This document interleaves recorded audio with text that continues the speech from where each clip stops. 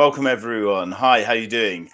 Great to have you here with me on the show. This episode, we're looking into the situation in Kosovo and whether it is potentially about to spiral out of control.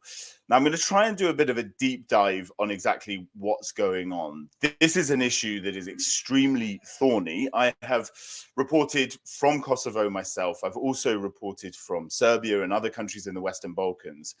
So I do have some knowledge and understanding of it, but I'm going to be speaking to people who are far more well informed than I am. And that's kind of the point in this show, to take a look at exactly what's going on. And I'm also going to try and focus this show, this look into what's going on in Kosovo and the violence that we've seen over the last few days, in how the EU response can be tailored, what the United States role as well is in all of this, because it's really, really complex. It's really difficult. Please feel free to write your comments into the show. I can take a look at them as we're live, and I can bring them in and put them to the people that are speaking, the people that are going to join.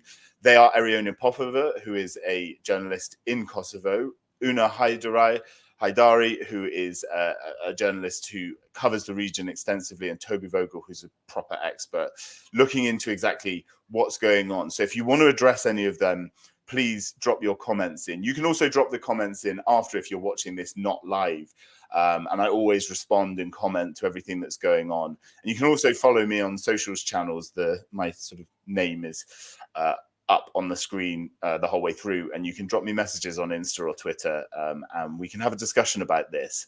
As I say, I'm no expert in this, and I'm also not from Kosovo or Serbia. I have no dog in this fight, so I want to get to the truth and the understanding of what's going on, and where we are with what's happening. I'm gonna just do a little bit of a history lesson. I don't want to sort of teach anyone to suck eggs or say stupid things, but I think it's important to sort of look a bit at the context of exactly what's going on. And I suppose the first thing that's important to do, and I'm already a bit worried about this map because it's got some weird names on it and stuff, but it's just a geographical map. This isn't, maps are political, but I'm not trying to use this in any political way.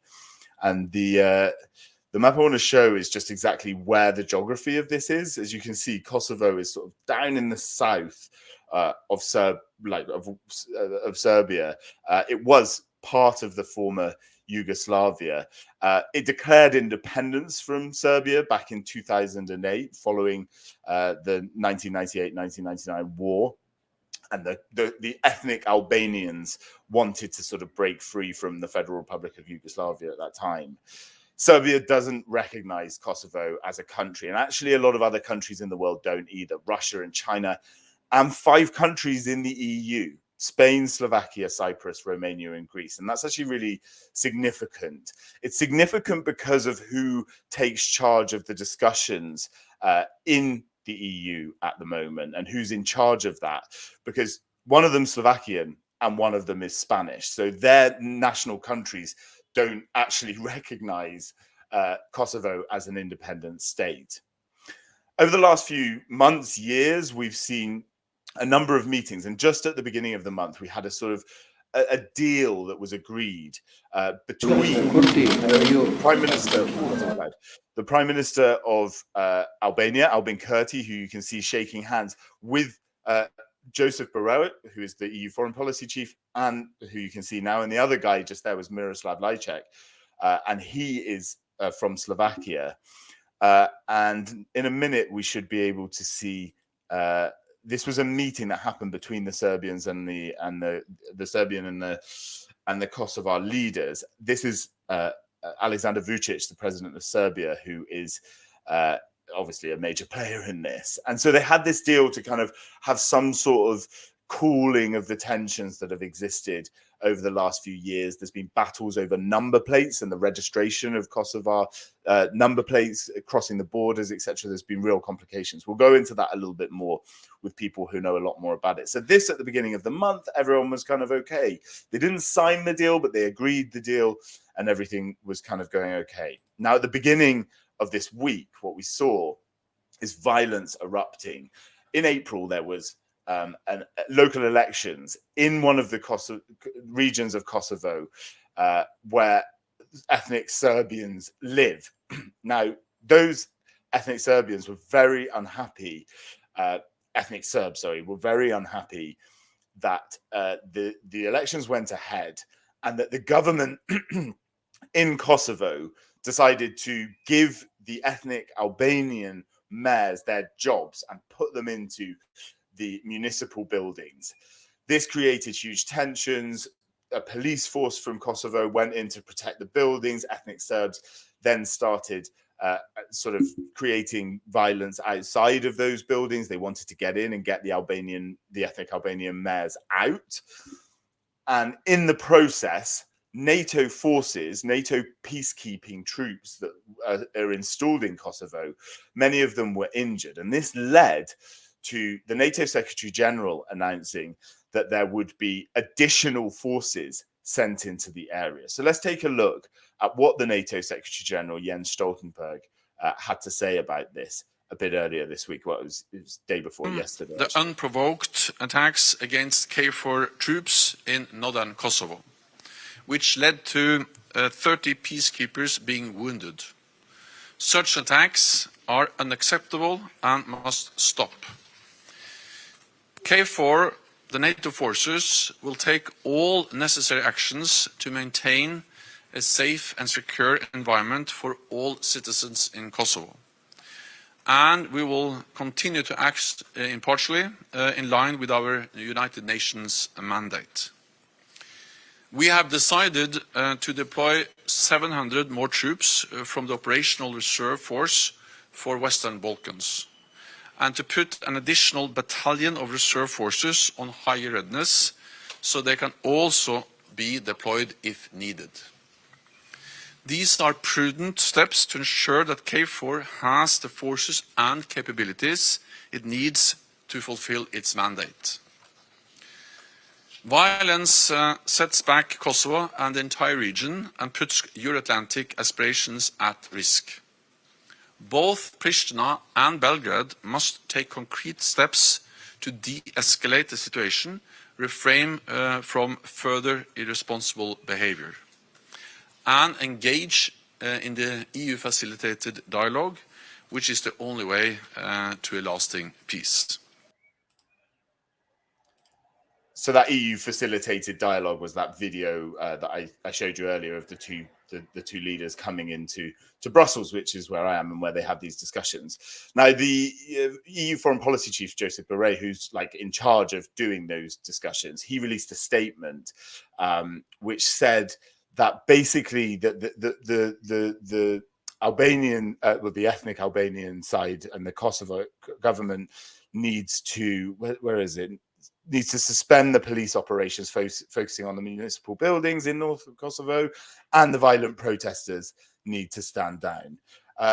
They're blaming both sides, and this is sort of relevant in this because it's important to see when it comes to Kosovo, there's always blame apportioned at what's going on. And we've just seen as well, I'm just going to bring in some other issues because Politico's been reporting that Albin Kurti, the Albanian Prime Minister, is saying that the US, which has reacted to this, I'll talk about that reaction with people that know a lot more about it than I do, that they've called the US reaction an overreaction. They've sort of withdrawn some military cooperation that was going forward. And there's this big European political community summit going on in Moldova today, kind of a nonsense summit of lots of different people, if you ask me. And the president of Serbia, Alexander Vučić, on his way in, said that the only way to de-escalate is for the alleged mayors, as he called them, to withdraw. And that's the only way. Albin Kurti as well said that there is a serious chance of escalation here. And that's why I wanted to talk about it, because it is significant. Often the Kosovo story hits the headlines and then really just drops out. But people I've been speaking to are worried about it. And that's exactly why I wanted to do the show about this week. Now, just for the viewers and people that have been joining the show over the weeks and commenting, please, if you're interested in a topic that you'd like me to cover, drop me a message online and let me know what interests you. I'm doing one show a week. Subscribe on the YouTube channel and notify yourself when it's going live. I want to talk about what everyone else is interested in talking about. I'm just choosing topics that I think are underreported and significant at the moment. So that's why I did this week. Now, without further ado, I want to get a picture from Kosovo from Erjone Popova, who is a good friend of mine and a wonderful journalist. I'm really, really happy that you've agreed to join the show. How are you doing? Hey, thanks. Thanks for having me. Too many developments here in Kosovo, so what can I say? It's crazy, crazy days down there, Yeah. right? Can you bring us up to date? Like, what is going on right now after that violence? What is the discussion? What's happening? I mean, there are many developments. As I told you before the show, many things are happening from Friday in Kosovo. But the main thing that maybe we can start with is that the US said that Kosovo government, in this case, our Prime Minister Albin Kurti, was not coordinated with the US about the things that happen in the northern part of Kosovo. And every time that I speak with internationals and my colleagues from abroad, most of the time is northern part of Kosovo who is the main topic that developments here never stop. And this is not a matter of rule of law, but this is a political issue who was also discussed on the dialogue. So it's all about Serbian community who lives there. There are majority, and they boycotted the election on April. And after that, there are three mayors that were elected from these elections who are Albanians. And on Friday, they wanted to go to work, and there were many protests outside the buildings from ethnic Serbs who wanted to stop them. And what's the situation that, at the municipal buildings right now?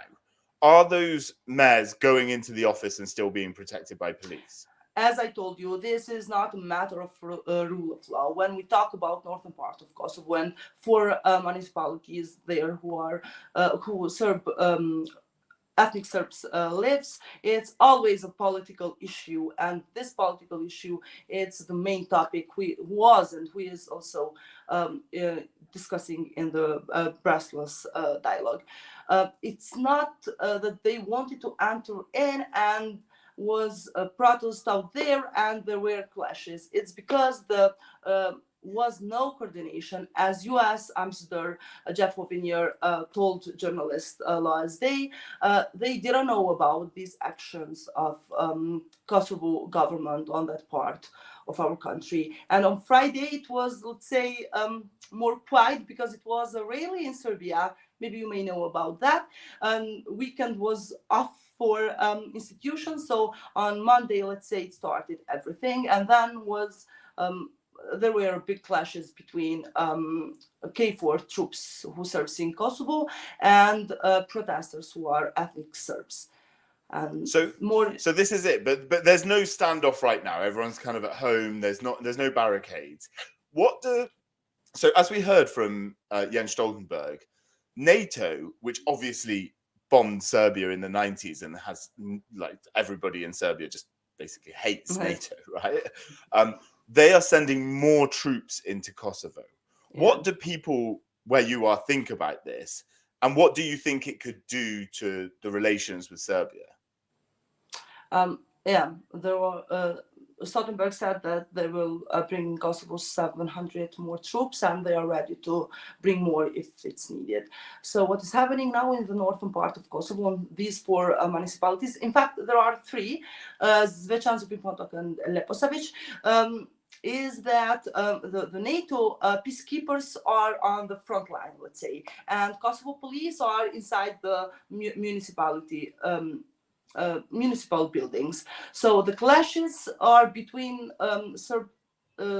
ethnic Serbs and KFOR troops, peacekeepers who serves in Kosovo. So yeah, to be honest, there is some people here are not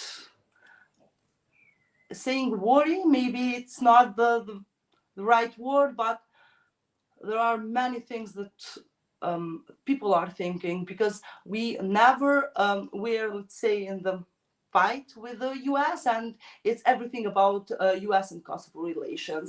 It's not a big matter about NATO troops and KFOR troops. It's everything about the relations between Kosovo and US. And because the sanction, if I can say, on the first punishment that US took for Kosovo, there were exercises for Europe Defender 2023, and a US ambassador told us yesterday that these exercises are done for Kosovo. So there are thinking for other sanctions, and people are more worried about these relations, to be honest. Exactly. So this is it. Kosovo gets tons of money from the United States, right? That's the truth of it. And so really has to toe the line often, as is often the case with money.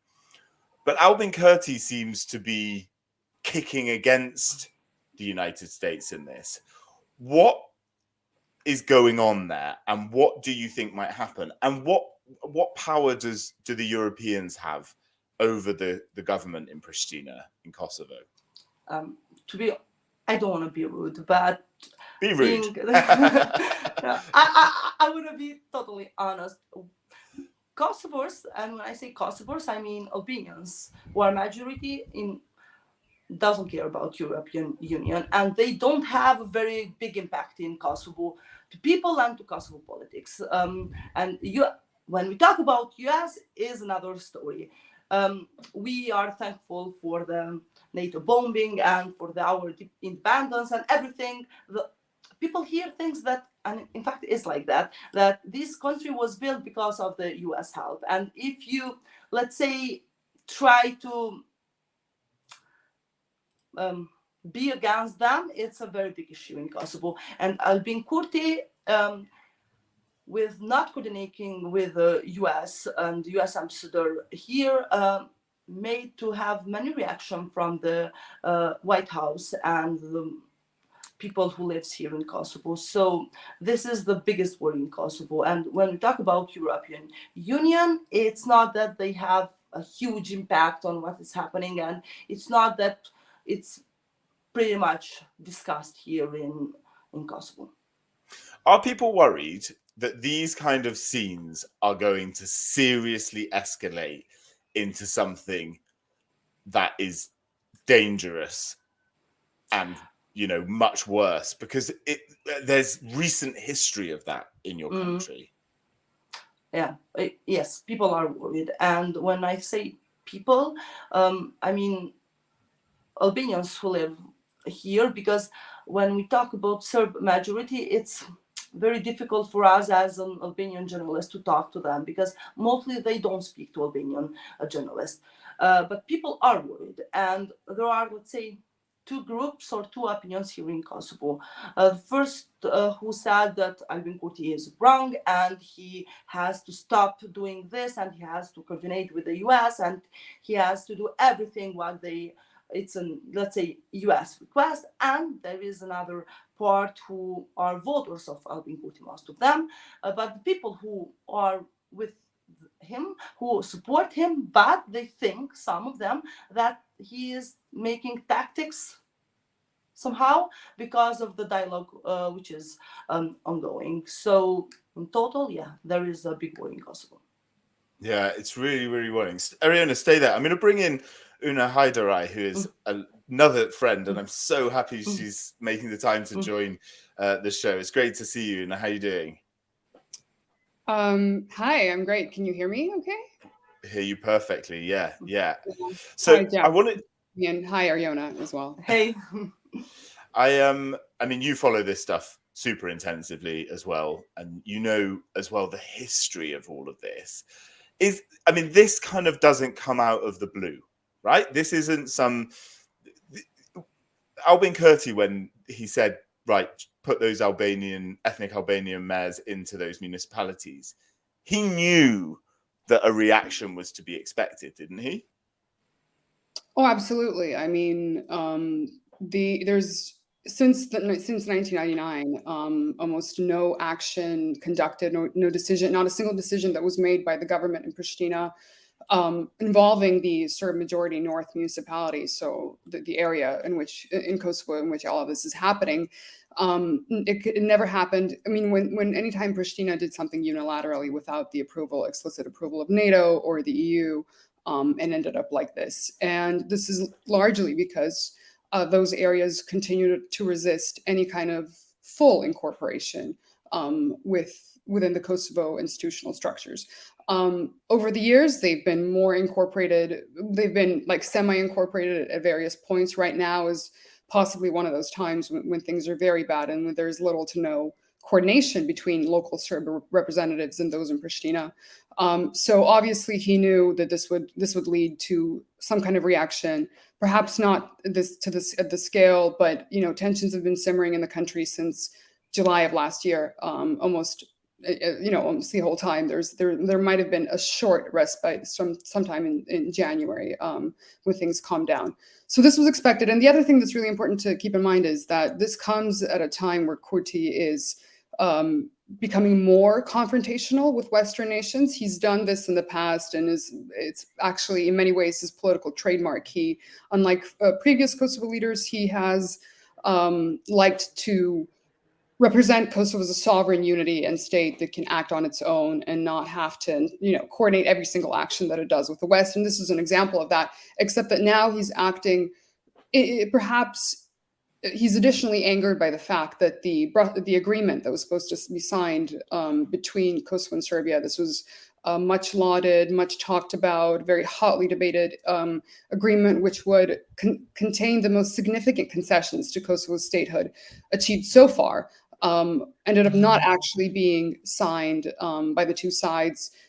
Just to briefly recap that, they decided on an agreement. Both sides agreed to the content, but it was never officially signed. And so now it's unclear as to how it'll be implemented. The agreement has been incorporated into the EU integration paths of the two countries. So that makes it act out more. I mean, it was kind of, I don't want to be too critical, but it was a bit of a joke, right? Like, to agree a deal without signing, everyone went home. It was just like, okay, great. Like, here's your party bag at the end of that meeting. It really wasn't much. Erjone, I want to bring you in on this just quickly, because Albin Kurti was prime minister, then he, wasn't prime minister. He's not politically massively strong in Kosovo right now, is he? Is he able to make these kind of decisions? Can you bring us up to date on that? I mean, he won more than 50% of the votes in Kosovo. So he's strong, let's say, because of votes he has, but he's not strong enough to be confronted with the US and the European Union. So that's the main thing and the biggest discussion here in Pristina. So none of our prime minister until now were saying against US, then those who were like, let's say, Aram Sharadinaj and others saw the sequences that Kurti saw these days. So it's everything about being coordinated, and this is what is asked here in Pristina. US ambassador told our Albanian journalist 2 days before that he didn't have any idea about the intervention, if I can say, in the north on Friday. So what they are asking from Kurti is to be coordinated with them, and as he said, no surprise. So I can't predict his actions, to be honest. He's unpredictable as a person. Predicting Western Balkan politics is a fool's game. I wouldn't try and do that. Erjone, I really, really appreciate you joining the show today. I'm going to let you go. Thank you so much for being with me and giving us your insights. I really appreciate it. Thank you. Good luck. So back to you though, Una. So what do you predict is going to happen now? How can there be some resolution to this? It's kind of frozen at the moment after what's happened, right?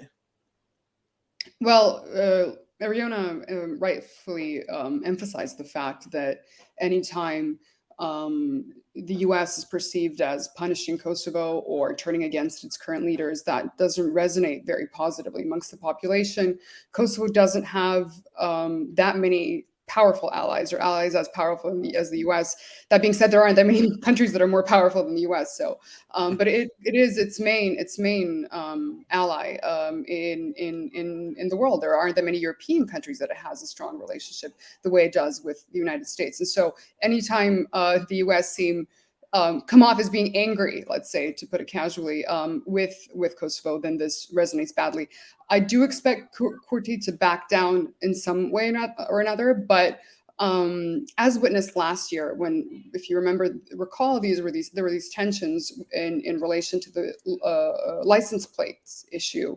And I'm not going to get into the details of explaining that because that'll take up the I wouldn't mind if you do. I wouldn't mind. I was going to ask you to do that, actually. If you could just give a little, snapshot idea of what happened with the license plates and why it is, if I dare say, sort of symbolic and sort of the kind of whole issue between the two countries.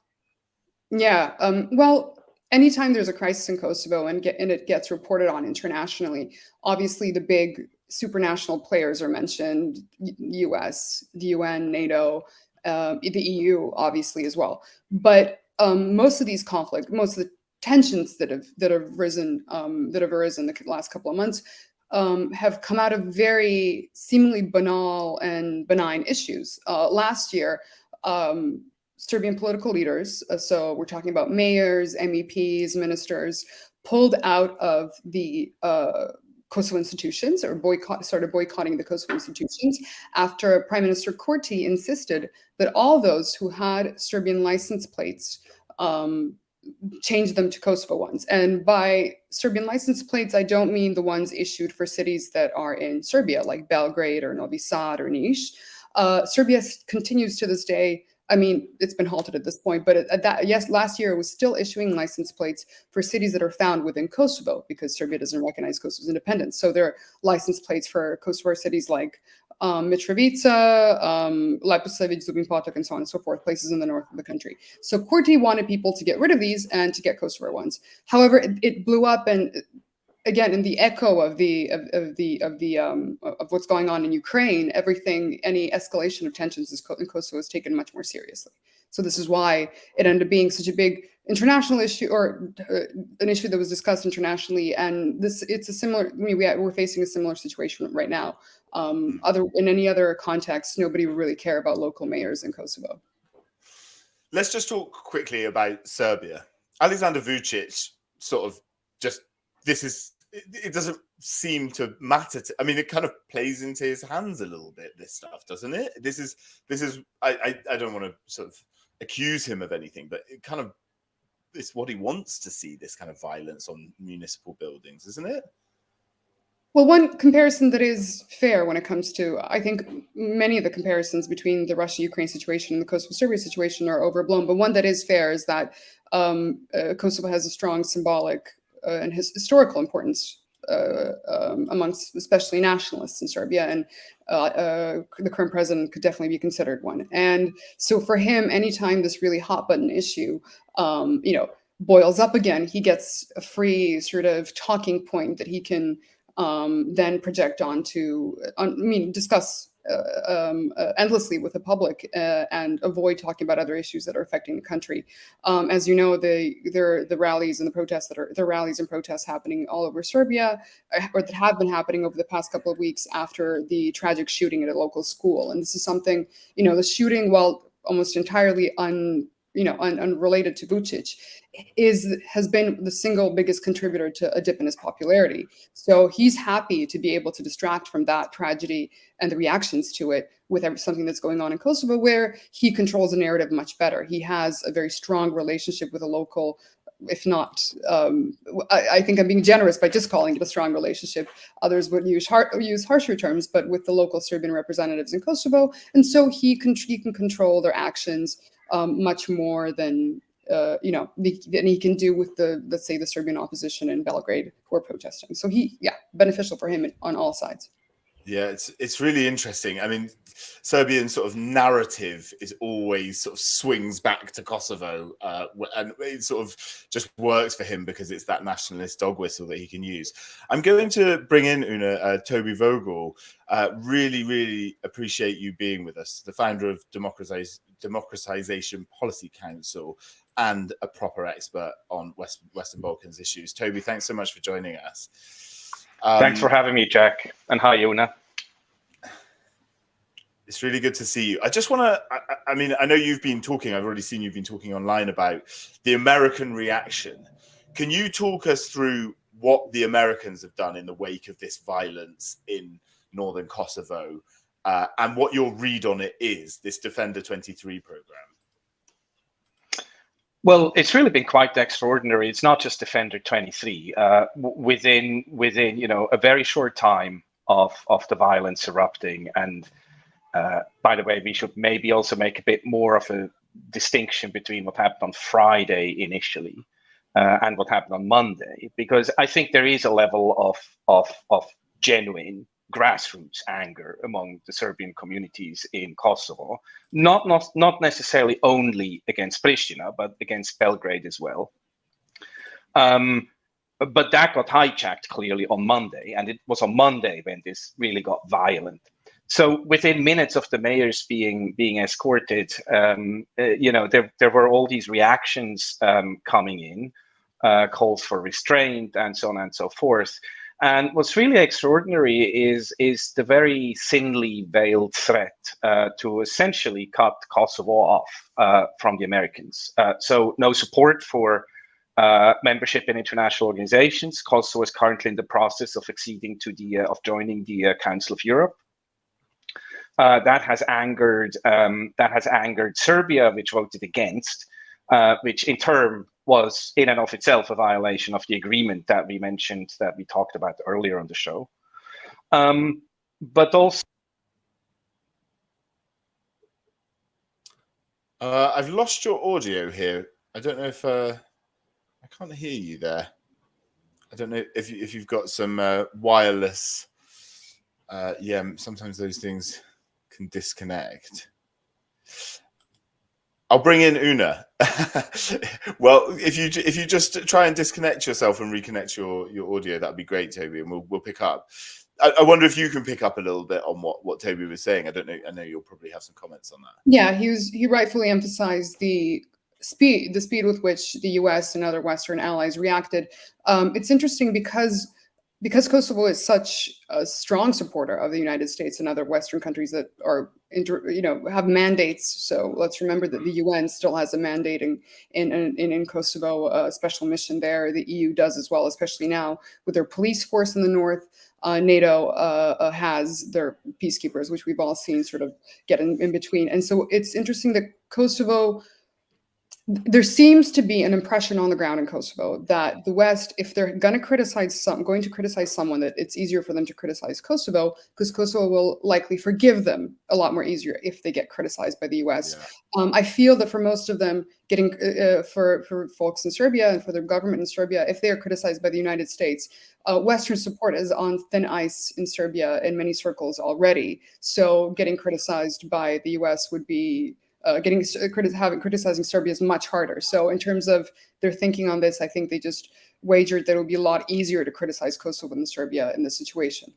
I mean, the government in Belgrade is sort of famous for picking, like hearing something it doesn't want to hear from one place and swinging to the other side, that other side often being Russia, and just sort of not really, just sort of playing in the middle, I mean, Alexander Vucic seems to be very happy in that situation, sort of not pinning himself to one flagpole too strongly. Toby, let's see if we can bring you back in and you can pick up and carry on where you were, if we can hear you. Yes, indeed. I lost you there a little bit as well. We've lost your audio. It's gone again. See if maybe if you can take the headphones out and just do it on the normal thing, because I want to hear what you have to say. One of the questions I want to ask though, and I wanted to ask this to Toby. I don't know if maybe I'll ask you Una, and I'd like to hear Toby's point as well.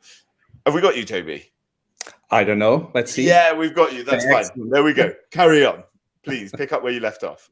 No, I mean, long story short, I think the US pressure has really been quite extraordinary and quite one-sided. So you have a situation where you have dozens of NATO troops injured by, frankly, organized or semi-organized gangs that are clearly, acting on the behest, if not the direction, of Alexander Vučić, and you criticize the people that they're attacking. That is an extraordinary situation. Now, what I heard Una saying, I fully agree with. I mean, Kosovo is the weaker side in this. Kosovo has more to lose. Kosovo needs Washington much more, and Washington's support, and not to mention Brussels, is far more contingent, I suppose, on quote unquote good behavior on the part of Pristina. And there is a palpable irritation. I feel it mostly in Brussels because I am in Brussels, but you can feel it in Washington as well, that Albin Kurti is, let me look for a diplomatic term. Don't be diplomatic. Don't be diplomatic. Say it as you feel. He can be quite stubborn on what he believes is right. And we can have a long discussion whether that's politically smart. But that's not even really the point. The point is that whatever he does, I think he's fighting an uphill battle now, regaining the support of the Americans and to some extent the Europeans. Although I think, frankly, probably has given up on the support of the Europeans because Do you think he cares? This is it. I mean, Kosovo wants independence. They don't. I mean, I've met Albin Kurti. I've interviewed him before, and the message that and the sense that I've always got from him is like, we don't want to just sort of get independence from Serbia. We want to be an independent, sovereign country making our own decisions. And I mean, fair enough if you are that politician leading that charge, right? Well, absolutely. I mean, Albin Kurti is actually a very interesting political figure, politically speaking, in the Western Balkans, probably unique in that he has a very strong sort of, ideological agenda. He is a left-wing populist, if you will. Does he need the United States? Yes, he does need the United States. I mean, Kosovo needs the United States, regardless of who's in power in Pristina.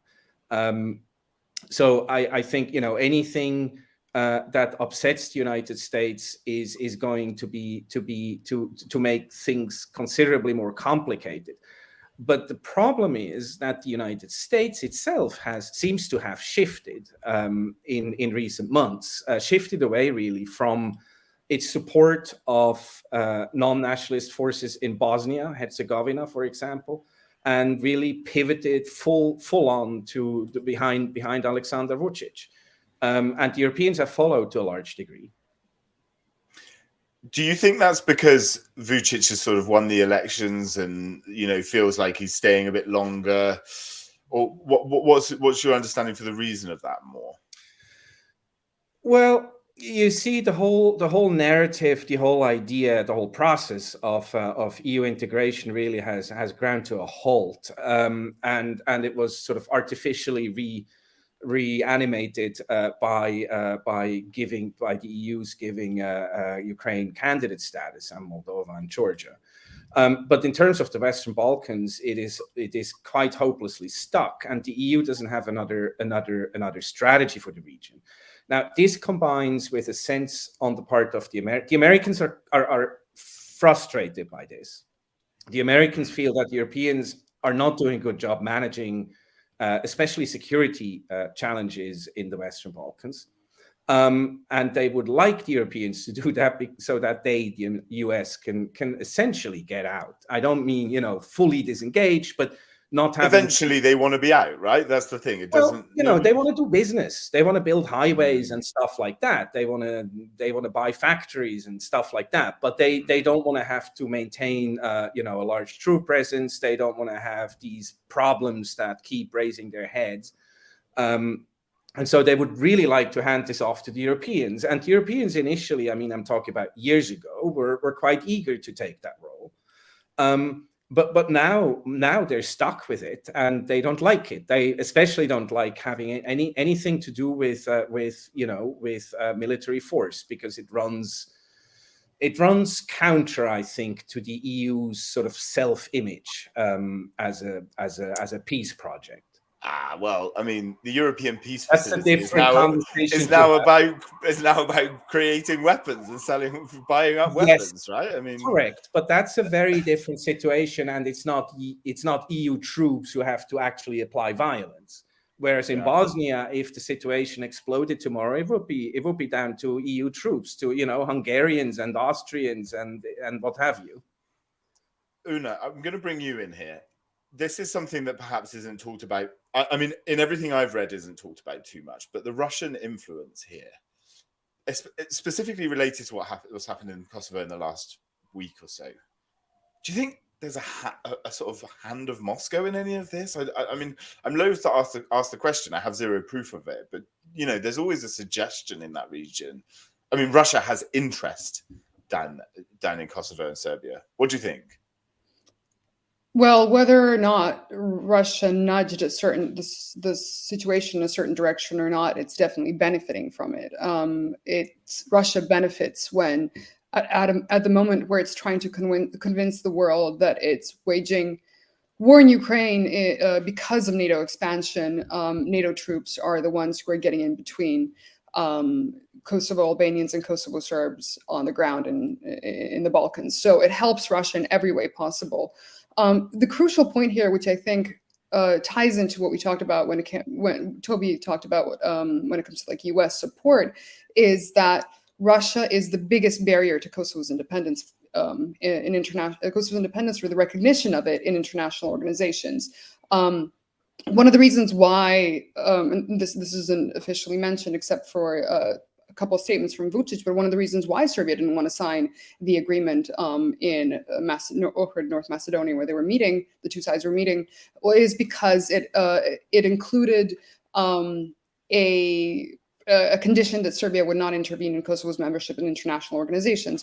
One of the international organizations that would solidify Kosovo's existence is the UN, and of course the big bloc there continues to be, or the big opponent to Kosovo's independence, along with China, of course, but continues to be Russia. The Council of Europe, then Russia not being, is a great example of how Kosovo's membership does work in organizations that Russia has been kicked out of. So they benefit from any kind of proof that Kosovo is not functioning as a country, that it's not functioning as an independent state and government, or anytime it's perceived as taking the wrong decisions or acting out against minorities. I mean, there are 100 sort of mirrors of arguments that are made regarding Ukraine, that Russia makes regarding Ukraine every day, that could be applied to the Kosovo-Serbia situation. So it benefits from it. I don't think there are people on the ground. I don't think Serbia needs it.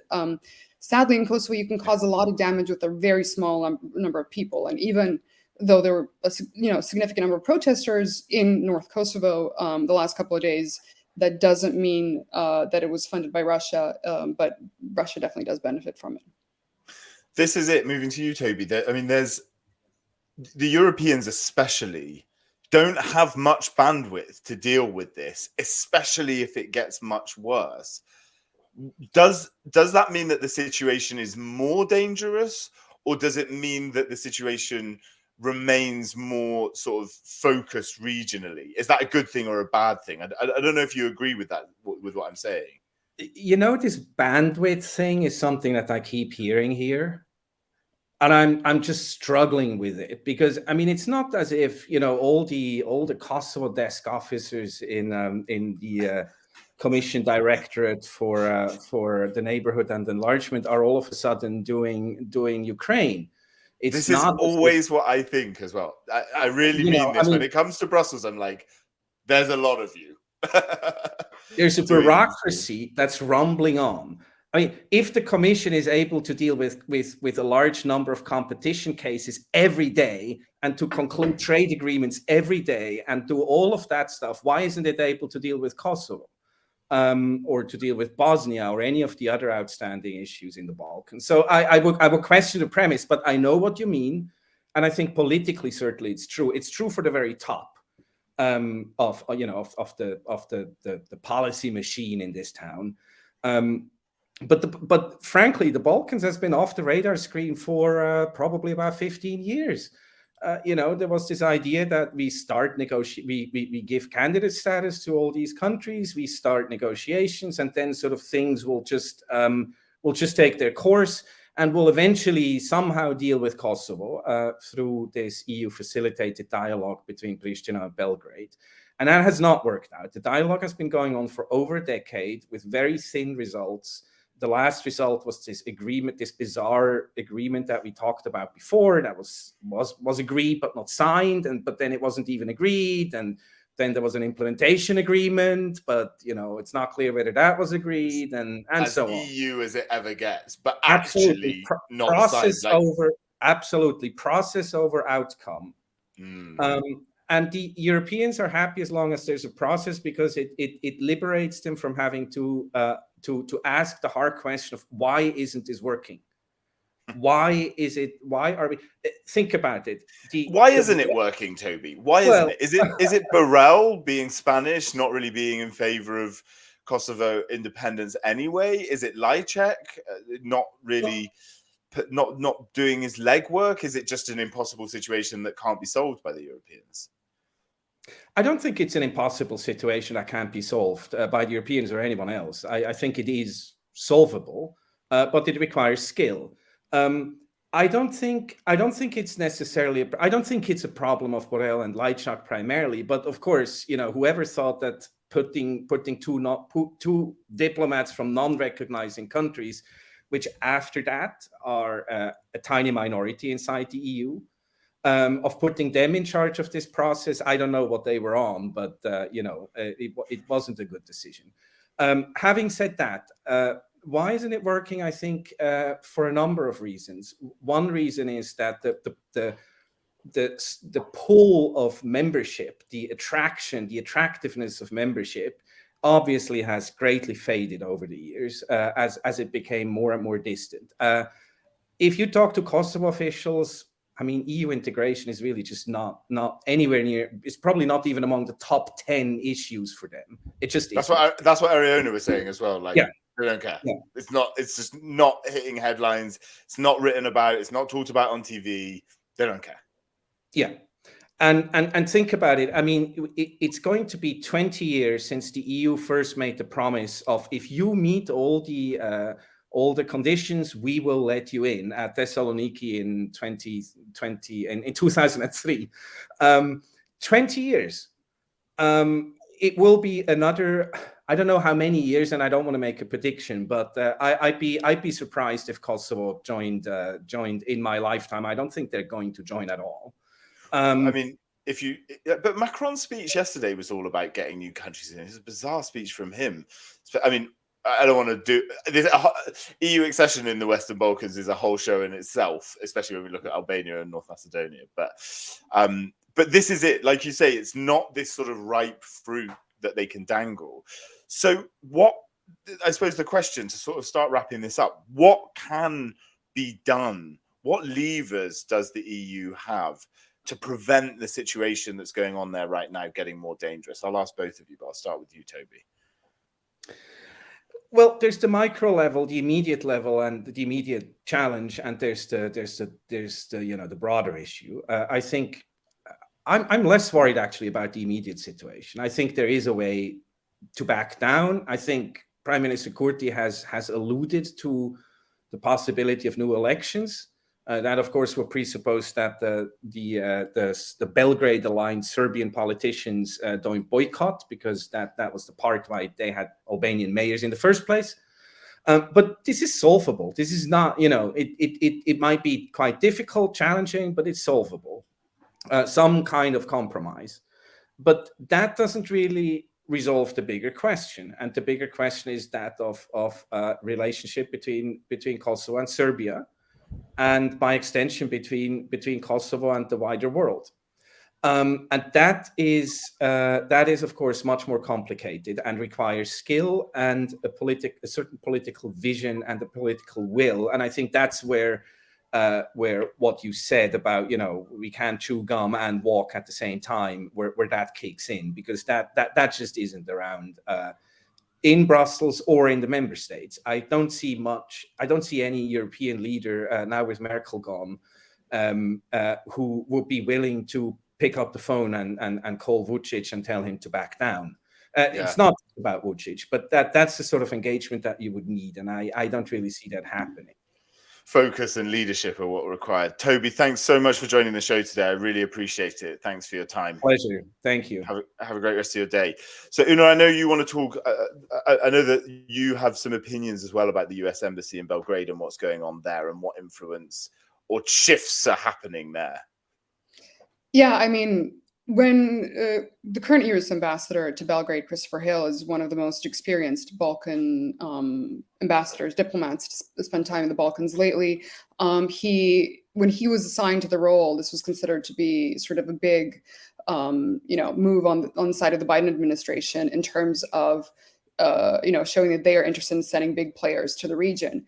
In the meantime, he's been criticized by independent voices in the country, but also in the region, for being a little soft on Vučić, on the Serbian government in general, and events in the region, and Serbia's role in events in the region.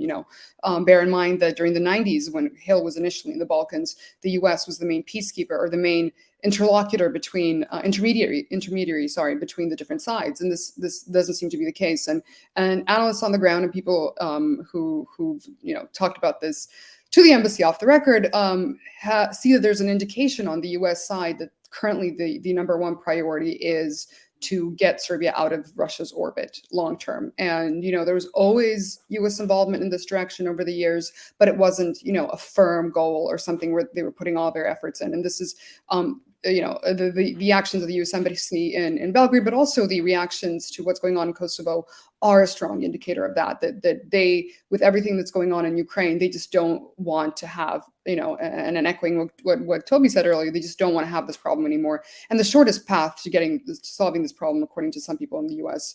Administration, is to get Serbia completely and or largely out of Russia's orbit or sphere of influence. It's a very complicated and difficult project. I mean, this is it. We've seen the US change their officials there. There was Richard Grenell, who was down in the Western Balkans, who was a Trump official and did some kind of mad stuff, but didn't cause too many problems. I mean, how important are those US figures? How important is it, the person that that DC puts into these roles in covering this issue?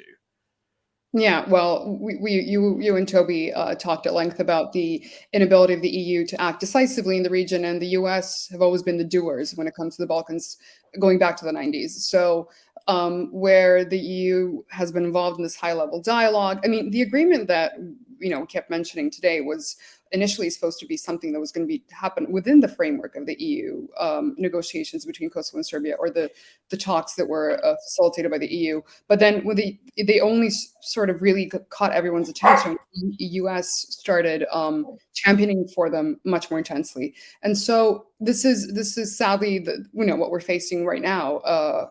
A lack of EU decisiveness or interest in the Balkans will basically mean that it slips out of everyone's orbit of interest and stuff like that. Grenell and the Trump administration were controversial. I mean, Kurti, I think this could be even the Trump, just to briefly recap, Trump's sort of envoy. He was ambassador to Germany, but he was an envoy for the Western Balkans, Richard Grenell, very typical sort of newer generation Republican, what I think most of the US press are now calling MAGA Republican, which has since been working closely as an advisor to the Serbian government. He was sort of tasked with solving the issue as well, and Trump wanted to sort of wrap the Kosovo-Serbia issue, but also wrap it into his series of agreements that have been signed between, as you know, several Middle Eastern countries, but also Kosovo, and make himself seem like a big, negotiator, problem solver in the international sphere. So yeah, but this, I mean, really mess things up, because Kurti blames that government, for the Trump government and Grenell, for single-handedly bringing him down. And since it happened, there are politicians who were against Kurti in early 2020 who do admit that they were pressured by the U.S. to vote, to bring Kurti down and bring his first government down. It's just, honestly, Una, you're such a good journalist. I love talking to you, and there's so much more that we could touch on. But I think, in the interest of time, we'll leave it there and wrap it up. Thank you so much for joining this show Thank today. you so much for having me. It was such a pleasure speaking to you, Jack. Yeah, it was awesome. I can't wait to see you soon and for a catch up. Thanks so much. Have a great rest of your day. Bye, everyone. Thanks. And so with that, we'll leave it. I mean, I think we've touched on many of the issues, or a lot of the issues, and I've tried to keep it quite current, and I've tried to keep it quite relevant. I know that these issues can be quite high politics or dirty politics as well sometimes. I know a lot of people watch this show after the fact, after it's live, so please feel free to drop your comments in. Like I say, I get back to all of them, and I keep following the discussion that happens online. So please do that. And also, if you watch the stream live on Twitter, then please subscribe on the link on YouTube. It means that you can get notified about the shows that I'm doing weekly. Feel free to drop me a message, as I said earlier, about topics that you'd like me to cover. I try and keep everything centered in Brussels politics, at least things that happen that affect Brussels or that the EU has a sort of hand in, and that's why this one's slightly more off patch, but obviously with the EU influence there, it's really important. And if there's anything you'd like me to cover, like I say, get in touch. I'd love your views. Thanks so much to everyone that has watched, everyone that's joined live online and watches later on. As I said, subscribe to the channel and have a wonderful rest of your day.